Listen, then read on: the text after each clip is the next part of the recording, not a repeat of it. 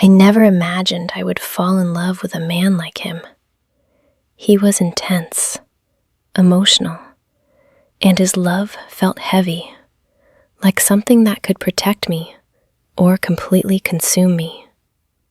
At first, I didn't understand what kind of love it was.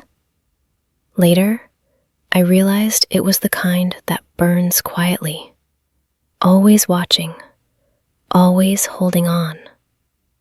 I met Arav in the most ordinary way. We worked in the same office, but in different departments. I noticed him before he spoke to me. His eyes followed me sometimes, not in a rude way, but in a way that felt like he was memorizing me. It made me uncomfortable and strangely safe at the same time. When we finally spoke, his voice was calm, but his words stayed with me. He listened deeply, like every sentence I said mattered. Slowly, our conversations grew longer. Morning messages turned into late-night calls. Silence between us never felt awkward. It felt full. One day, he told me, "I don't know when it happened, but you are always in my thoughts."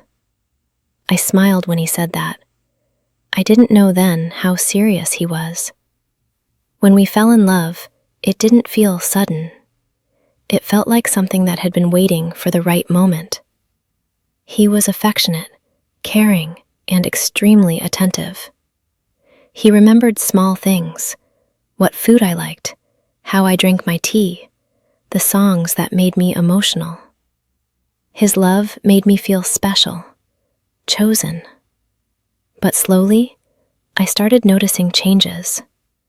If I spoke about a male colleague, his expressions changed. If someone else made me laugh, his eyes darkened. He would ask questions that sounded harmless, but carried weight. "Who was that? Why did he message you so late? Do you need to talk to him so much?" At first, I thought it was cute. I believed jealousy meant love. I reassured him again and again, telling him he was the only one in my heart. But reassurance never seemed enough for him. He wanted to know where I was, who I was with, what I was thinking. If I didn't reply quickly, he became restless. He called again and again, his voice filled with worry and fear. "I can't breathe when you don't answer," he once said. That sentence scared me. He loved me deeply, but his love was wrapped in fear. Fear of losing me, fear of being replaced, fear of being alone. I could feel it in the way he held my hand tightly in public, in the way he stood close when other men were around, in the way his mood changed when my attention wasn't fully on him. One evening, I went out with an old friend. I told Arav about it beforehand. He said nothing, just nodded. But that night, my phone kept ringing. Messages kept coming. "Are you home? Why aren't you replying? I don't like this." When I finally answered, he sounded angry and broken at the same time. "I trust you," he said, "but I don't trust the world around you." I cried after that call. I loved him, but I felt like I was slowly losing my freedom. His love was becoming a shadow that followed me everywhere. I couldn't breathe without feeling watched, even when he wasn't near. The next time we met, I told him the truth. "I love you," I said softly, "but your love is hurting me." He looked shocked, like he had never imagined himself as the one causing pain. His eyes filled with tears. "I am like this because you mean everything to me," he said. "If I lose you, I lose myself." That broke my heart. I understood then that his obsession wasn't cruelty, it was insecurity. He didn't want to control me. He was terrified of a life without me.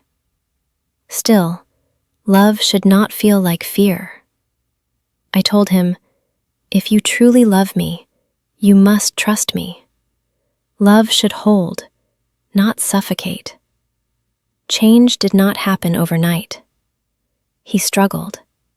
There were days when jealousy returned, when his possessiveness showed again. But there were also days when he stepped back, when he chose silence over control, when he fought his own thoughts for me. I saw him learning. He stopped questioning every call. He stopped demanding immediate replies. When jealousy rose, he spoke honestly instead of accusing. "I'm scared," he would say, "but I'm trying." That effort meant everything to me. Even now, his love is intense. He still watches me like I am the most precious thing in his life. He still feels jealous sometimes, still wants to protect me from the world. But now, his obsession has softened into devotion. He loves me fiercely, but he lets me be free. When I rest my head on his chest, I can feel his heart racing, as if it's afraid I might disappear. I hold him tighter then, reminding him that I am here, not because I am trapped, but because I choose him. His love is not perfect, neither is mine, but it is real. And sometimes, the deepest love is not the one without fear, but the one that learns to love despite it.